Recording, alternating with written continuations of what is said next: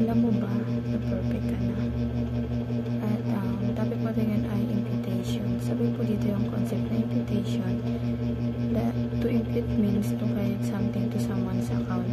In the Bible, God imputes Christ's righteousness to us, meaning He considers us righteous because of what Jesus has done, not because of our own works. Similarly, Adam's sin is imputed to all of humanity, meaning we inherit a sinful nature. However, in Christ, the righteousness of God is credited to us, and our sins are forgiven. This divine transaction is the foundation of our justification. At ang Bible verse natin ngayon ay palatagpuan sa Romans chapter 4 verse 3. What does Scripture say?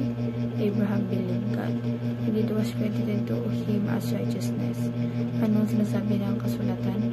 Si Abraham ay sumampalataya sa Diyos at dahil dito siya itinuring ng Diyos na matuwid. At ang teachings natin ngayon ay number 1, our righteous is not what earned but imputed. Ito po. Yung pagka-righteousness natin, hindi natin talaga pinaghirapan. Wala tayong ginawa or anything. Hindi tayo nagbayad. Wala tayong pera nilabas. Wala tayong pagod na ginawa. Wala tayong anything na ginawa. Basta naging righteous tayo sa pamagitan ng ating Panginoon. Balen. Si God, yung tingin niya sa atin talagang righteous din. Katulad ng anak niya dahil naka-credited to sa atin. Ibig sabihin na dahil banal yung righteous yung anak niya, ganun din tayo. Number 2 po, our sins are covered by the blood of Christ. Ito po, kaya po tayo naging righteous yung ginawa natin Panginoon, diba? Kasi yung ginawa niya sa krus ng Kalbaryo, yung pagtubos na sa mga kasalanan natin, yun po, dun po nang naganap yung pagiging righteous natin, diba?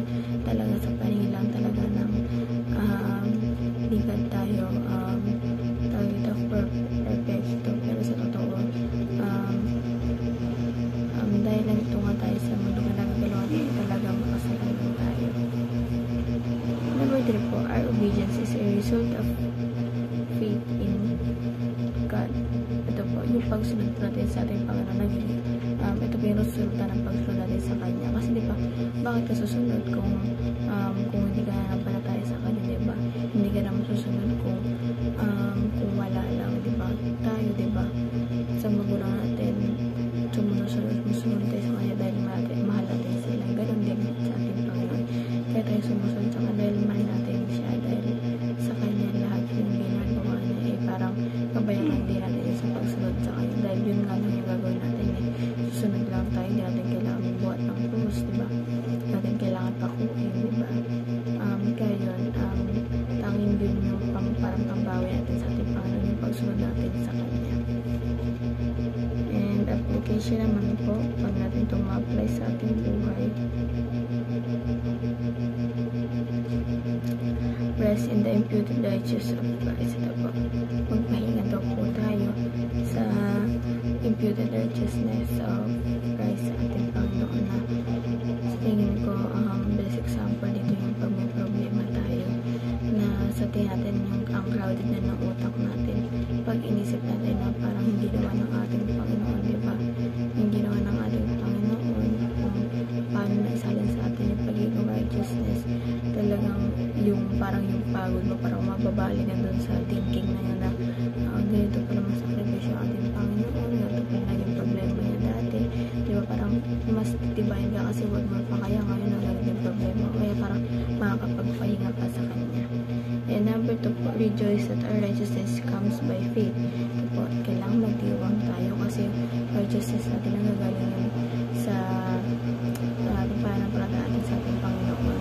Although talagang natin ito pinaghirapan, pero dahil nga nananampalataya tayo sa Kanya, ibinigay yun sa atin. And lastly po, remain obedient as evidence of faith in Christ. Ito po, i-remain lang po natin yung pagiging masunurin natin sa Kanya as evidence to na talagang sumusunod pa rin tayo sa Kanya, nananampalataya talaga tayo sa Kanya, na hindi natin binabaliwala yung pagsakripisyo niya sa krus ng Kalbaryo.